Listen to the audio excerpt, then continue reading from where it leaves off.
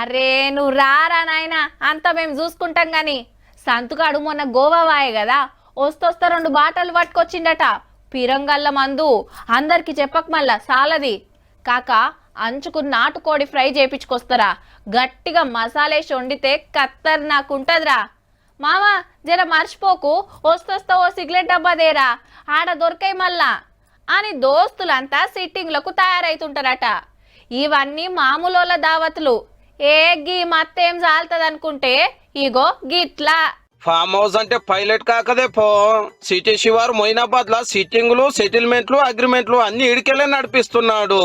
మొన్న గట్లనే ఒక పెద్ద డీల్ ఫండ్ మీద 10 మందిని పిలుచుకొని మంచి దావత్ పెట్టిండు. ఏహెగ్గి మందుతోటి కిక్కేముంది అనుకున్నారేమో డ్రగ్స్ పట్టుకొచ్చిర్రు ముద్దుగా.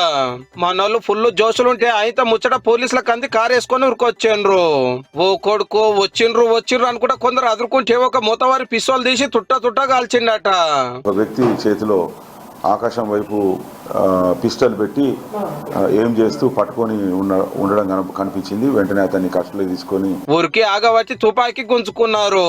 ఫామ్ హౌస్ అంతా పునుకులాడితే డ్రగ్స్ ప్యాకెట్లు దొరికే వరకు అందరికి టెస్టులు చేస్తే మొత్తం 6గురికి పాజిటివ్ వచ్చింది, మిగతా 5గురికి నెగిటివ్ వచ్చింది. ఒకరు సిమ్లా నుంచి వచ్చాను నేను ఒక 2 వీక్స్ క్రితం నేను తాగాను అది చెప్తున్నారు. ఒకరు గోవా నుండి వచ్చాను గోవాలో తాగానని అట్లా చెప్తున్నారు. డ్రగ్స్ గుంజిన వాళ్ళ దాంట్లో బీఆర్ఎస్ పాత MLA pilot Rohit Reddy sir కూడా ఉన్నాడు. కేసు కట్టి అందరినీ జడ్జి కాడికి దొరకపోతే 14 రోజుల రిమాండ్ వాడుతోటి జైలుకు పోయిండ్రుగా.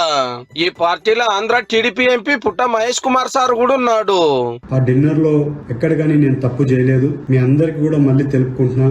ఇదే రోహిత్ రెడ్డి ఫామ్ హౌస్ లో అప్పట్లో ఎమ్మెల్యేల కొనుగోలు కేసు కూడా అయ్యిందులో 4 బీఆర్ఎస్ ఎమ్మెల్యేలను కొనడానికి 400 కోట్ల రూపాయలతోటి ఢిల్లీకి వెళ్లి బీజేపీ లీడర్లు వచ్చిరని మస్తు లొల్లి అయ్యింది కేసీఆర్ సార్ సీఎం ఉండంగా.